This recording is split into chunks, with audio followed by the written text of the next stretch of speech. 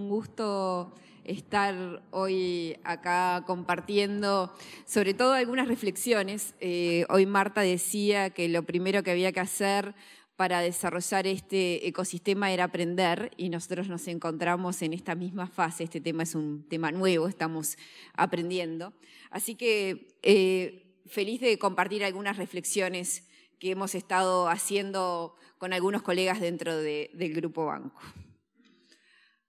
Esto es algo que todos nosotros sabemos. América Latina es una región productora de alimentos. Tenemos los recursos naturales, tenemos una proporción altísima de tierra arable, tenemos buen clima, tenemos recursos hídricos que hacen que seamos productores de una amplia gama de alimentos. Pero además de eso, tenemos una posición, esos recursos naturales sumados a las infraestructuras, sumados al capital humano y a la tecnología, hacen que a nivel de comercio internacional tengamos una posición bastante ventajosa si nos comparamos con otras regiones exportadoras del mundo.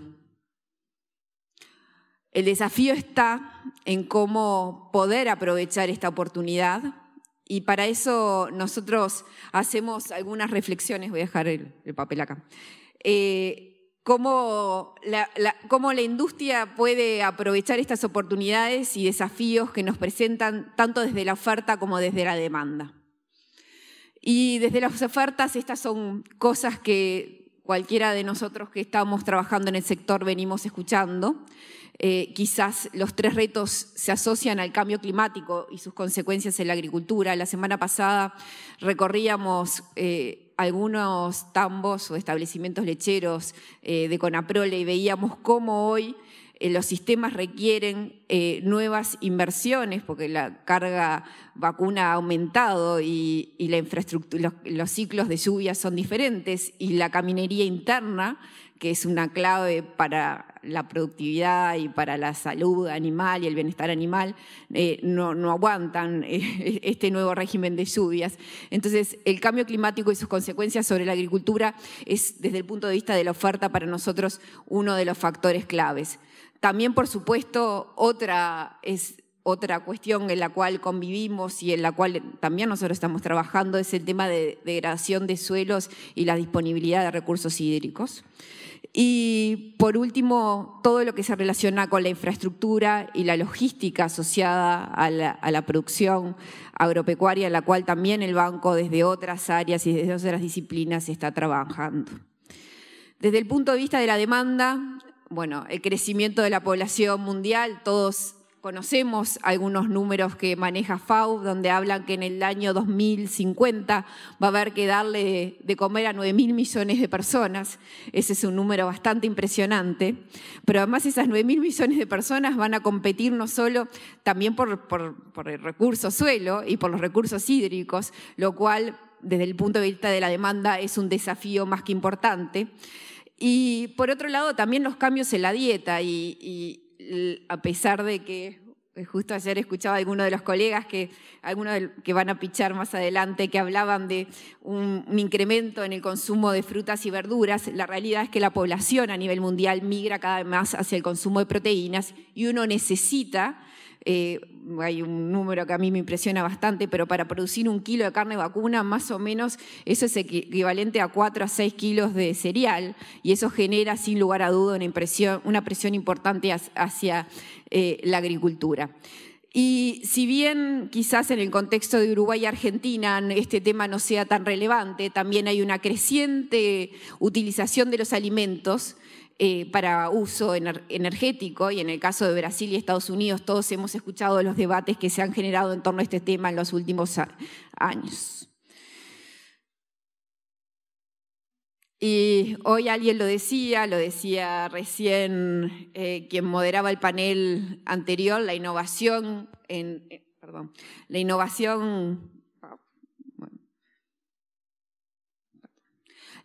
tecnológica en la agricultura no es un tema nuevo. A ver, es un tema histórico. A ver, desde la Revolución Verde hemos trabajado.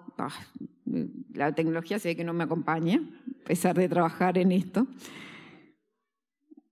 No sé cómo volverlo para atrás, pero vamos a lograrlo. Bueno, la innovación no es un tema nuevo. Todos hemos hablado, ahí sale para adelante, pero no sé si hay alguien... Bueno, la innovación en la agricultura no es un tema nuevo. Me parece que se me... Ok, sí, no, sí, para atrás sí, pero no podía. Se me adelantó de más. Bueno, la innovación en el agro no es un tema nuevo. A ver, recién hablaban del cambio que ha significado la incorporación, no hay forma, del cambio que ha significado la innovación en los últimos años a partir de la siembra directa, nuevos sistemas productivos, pero los que estudiamos agronomía, vieron que no quiere conmigo, todos los que estudiamos agronomía escuchamos hablar de la revolución verde y lo que significó en los años 50 y 60 la incorporación de fertilizantes, la incorporación de sistemas de protección de cultivos, riegos, etc. Pero, si bien no es un tema nuevo, hace falta, si nosotros queremos ser más productivos, y recién decíamos que tenemos que darle de comer a más cantidad de gente, pero y a su vez tratar de mitigar estos efectos del cambio climático, hace falta nuevas innovaciones en productos y procesos. Y es ahí, esta es mi tesis, de esto se trató mi tesis de grado, y nosotros lo que hacíamos en ese momento es tratar de buscar alternativas para hacer más eficiente una de las tareas que se hacen en la producción de frutales que se relacionan al raleo de frutas. En ese momento lo que hacíamos era comparar raleos químicos versus raleo manual. Estoy segura que si esa solución la hubiésemos testeado hoy, hubiésemos incorporado sensores y robótica dentro de nuestro ensayo. Y esto responde a una nueva ola de innovación que algunos le llamamos AgTech. En el banco en español le estamos diciendo agrotech, pero de todas formas es el mismo concepto. Y tiene para mí tres características que me parecen más que relevantes. La primera es que surgen de la confluencia de una serie de sectores o de una serie de innovaciones que ya conocíamos, pero las une, como ser, por ejemplo, las tecnologías de la información y comunicación, lo que conocemos sobre producción limpia y producción más amigable con el medio ambiente, la biotecnología, las ciencias de la información, toda la revolución asociada a las imágenes satelitales. Entonces, lo que parece interesante de esta nueva forma o esta nueva ola de innovación relacionadas a las agrotech es la combinación de innovaciones. Por otro lado, un factor bien importante tiene que ver con que tiene un perfil claramente emprendedor, a diferencia de otras innovaciones que hemos visto en el caso del agro.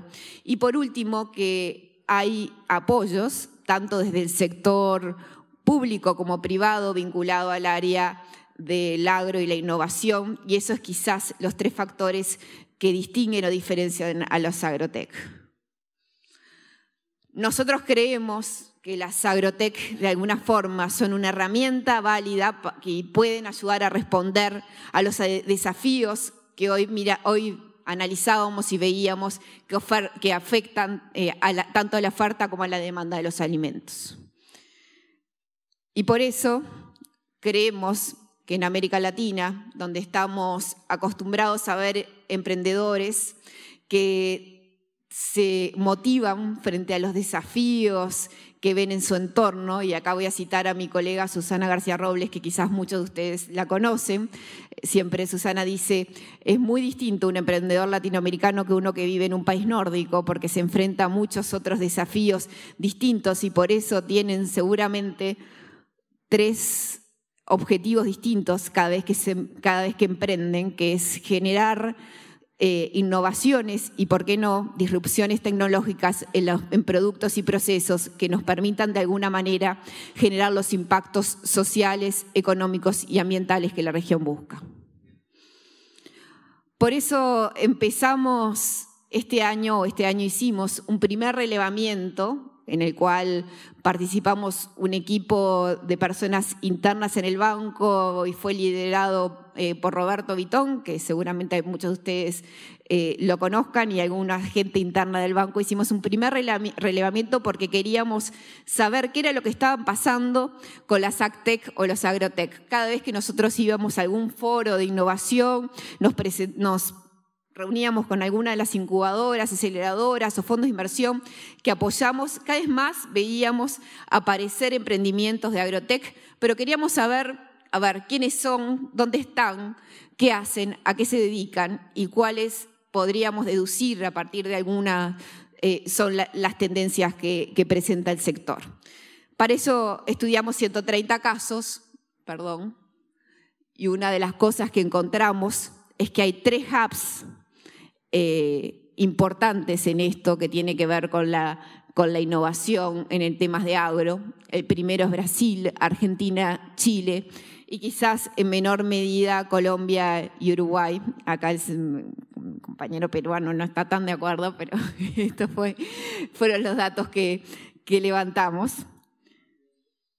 Y que además estos son los 9, o estos serían 9 de las áreas de innovación tecnológica que aparecen de forma más recurrente. Un dato no menor es que hay un denominador común en casi todas estas empresas que tiene que ver con la digitalización del agro. Casi el 70% de los emprendimientos que relevamos tienen un fuerte componente digital, ¿no? Y como veíamos en el panel anterior, hay un factor que no es menor, que es hay muchísimas oportunidades asociadas a la captura, ¿no? El procesamiento y el almacenamiento de datos.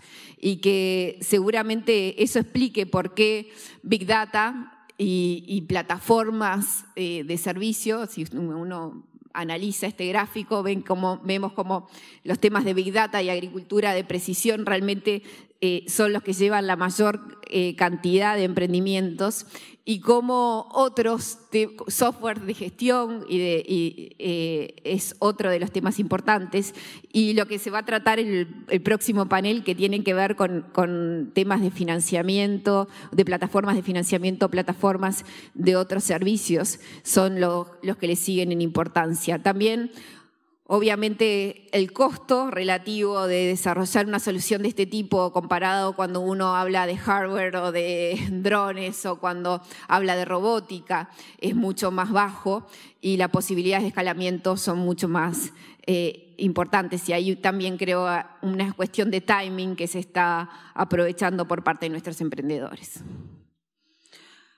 La otra hallazgo que hicimos, y hoy lo decíamos, o sea, más del 60% de los emprendimientos tienen menos de 5 años, y esto me parece que es una señal importante, y creo que hay dos cuestiones acá que me gustaría resaltar. La primera, que tiene que ver con el perfil claramente emprendedor de los equipos que están trabajando. Es gente joven que está, en la gran mayoría de los casos, que está emprendiendo en este sector, pero a su vez el hecho de la disponibilidad de nuevas tecnologías o la facilidad de acceso a tecnologías que antes uno pensaba que no estaban disponibles para el sector agropecuario. Bueno, ¿y de qué dependerá el éxito? Y acá creo que coincidimos claramente con lo que Marta expresaba, y en esto es en lo que nosotros trabajamos, y creemos que poder construir un ecosistema emprendedor robusto, donde todos estos actores que están ahí señalados puedan desempeñar su papel.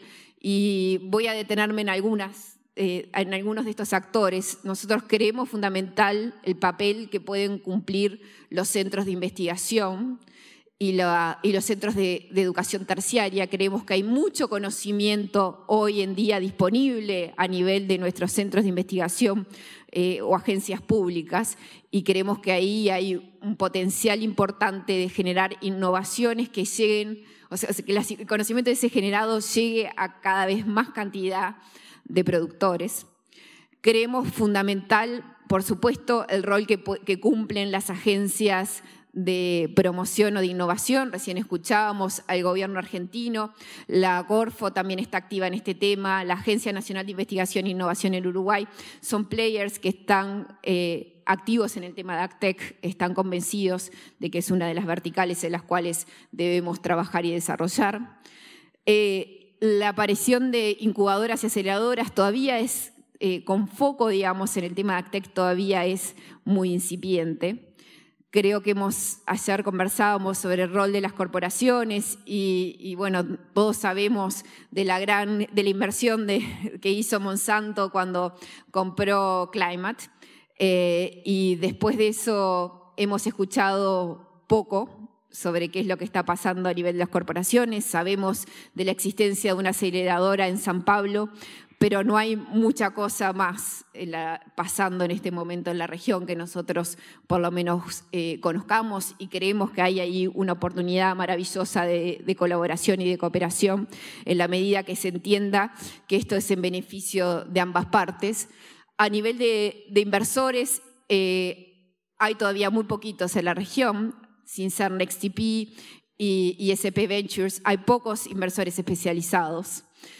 Y no lo dejé por último, pero a mí me parece que el rol de los productores agropecuarios es central, y ahí el tema del acceso a la conectividad es una de las claves para poder acceder a muchas de las tecnologías. Los productores agropecuarios están abiertos a la innovación y creo que esto es algo más que importante y relevante. El tema es que recibe mucha cantidad de información, mucha cantidad de soluciones, y quizás haga falta trabajar en esfuerzos desde lo público-privado para que estos adopten estas nuevas tecnologías. Lo voy a pasar por alto, pero en este estudio también relevamos algunas de las innovaciones que pensamos nosotros que tienen mayor potencial en la región, y las dividimos en lo que llamamos tranqueras adentro y tranqueras afuera. Y como ven, hay algunas, como el tema de gestión de los recursos aguas, de recurso agua, o la gestión eficiente de los recursos, que es donde nosotros vemos que existe mayor potencial. Y estas son, digamos, las que son tranqueras afuera. Y de nuevo, el estudio va a estar publicado próximamente, así que los invito a que lo lean en mayor detalle. Algunas reflexiones finales, porque además estoy pasada de tiempo. En primer lugar, me parece o entendemos que el potencial de innovación de AgTech hoy está concentrado a nivel del sector primario. Los consumidores, que si bien son un actor importante en esto, todavía lo ven como algo lejano. Que la mitigación y la adaptación al cambio climático y la protección de los recursos naturales van a ser factores fundamentales para empujar la innovación en el sector de agrotech. Que por otro lado, como decía, los productores agropecuarios están abiertos a la innovación y que nos encantaría poder trabajar en esfuerzos público-privados para poder promover, sensibilizar y ayudar y apoyar a la adopción. Y por último, creemos como institución de desarrollo que los gobiernos de la región tienen una oportunidad histórica para lograr un crecimiento sostenido en la región. Hoy lo hablamos, emprendimientos de alto impacto generan empleos, generan innovación, generan trabajo, y en este caso además vienen acompañados por mejoras de la productividad sustentables. Muchísimas gracias.